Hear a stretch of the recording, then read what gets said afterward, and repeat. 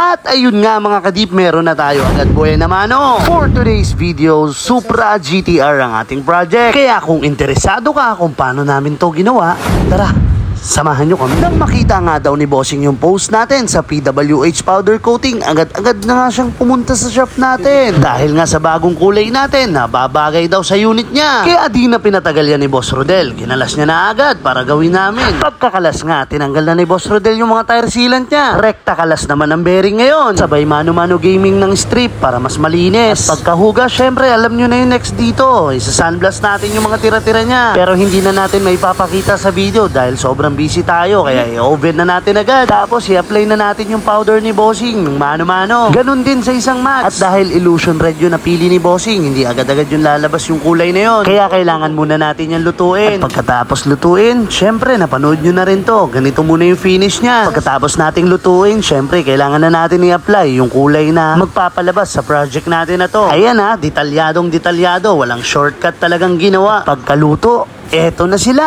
Napakaganda at napakatikas talaga. Maihahawig natin siya sa chrome red natin. Pero eto kasi ay metallic type. Masasabi kong kakaibang illusion to. Kadalasan kasing nagagamit natin dito sa Pilipinas na illusion, halos chrome finish muna lalabas bago talaga lumabas yung final color niya. Eto, metallics na metallics talaga yung ilalim mo. Masasabi kong talagang quality tong powders na to. Dahil na-test na namin ha, kahit sobrang kapal at manipis yung buga natin, hindi po nagbabago yung kulay ng powder nila. Talagang solid talaga. Sa looks ng una nating gawa, hindi naman nagkakalayo, di ba? Ganun na ganun pa din yung tingkad ng pagkapula niya. O siya, rekta na tayo sa final output. Ay, wait lang daw pala. Ikakabit daw muna ni Boss Rodel yung mga bearing ni Bossing. Tapos yung pogi na yun.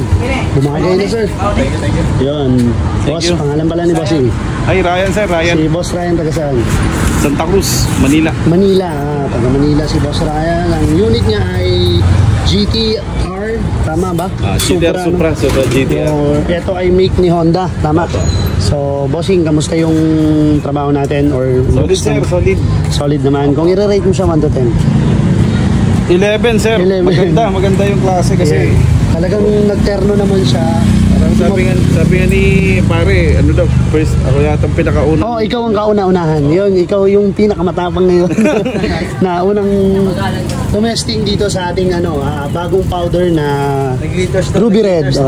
Oh, meron yan. So, Bossing, maraming salamat. Baka may gustong shoutout.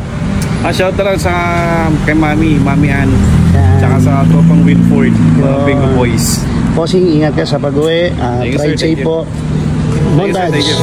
Diyan natatapos yung project natin for today's video. Maraming salamat Bossing sa pagdayo. At syempre sa pag-aantay dahil within the day itong project natin na to. At sa mga mag-walk-in sa powder coating, punta lang po kayo sa shop mga kadip. Dahil kapag powder coating, makikater naman natin yung mga trabaho. Maliban lang talaga sa hydro dipping kasi sobrang dami na po talagang nakapila ngayon. Muli, maraming salamat sa mga nanood sa video na to. At sa mga hindi pa nakalike sa ating YouTube channel, baka naman mga kadip. So paano? Kita-kits next vlog. To God be the glory.